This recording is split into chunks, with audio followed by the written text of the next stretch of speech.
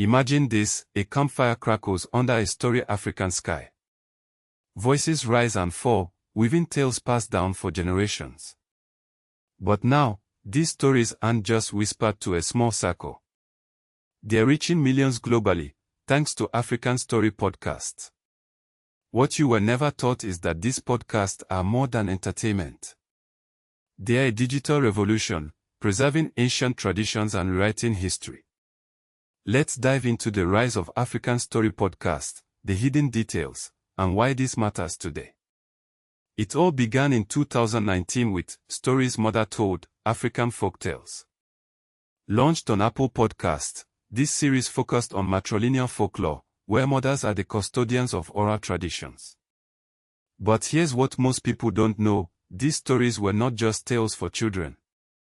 They were lessons in ethics, survival, and identity. Fast forward to 2021, and African Campfire Stories took it a step further.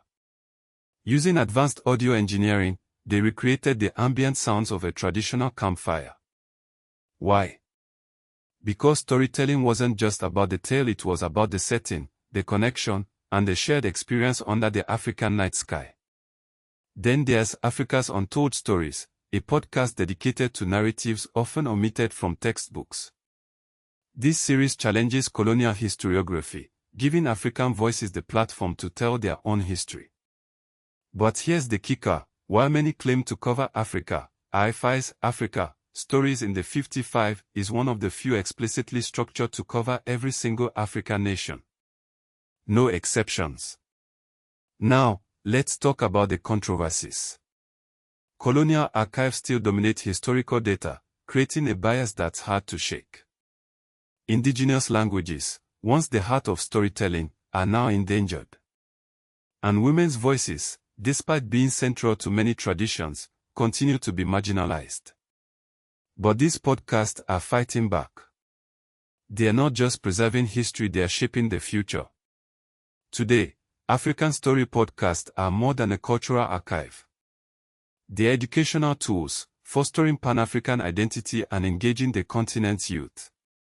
Organizations like Egitab Africa are using storytelling to boost literacy in schools. Meanwhile, podcasts like Listen to Keep Traveling are connecting history to cultural tourism, encouraging exploration and economic growth. So, what's the bigger picture? These podcasts are bridging the gap between ancient traditions and modern technology. They are ensuring that the spirit of the past is not lost in the digital age. And they are reminding us that history is not just about what's written, it's about what's spoken, shared, and remembered. As you reflect on this, ask yourself, what stories are we missing today? And how can we ensure they're not forgotten tomorrow?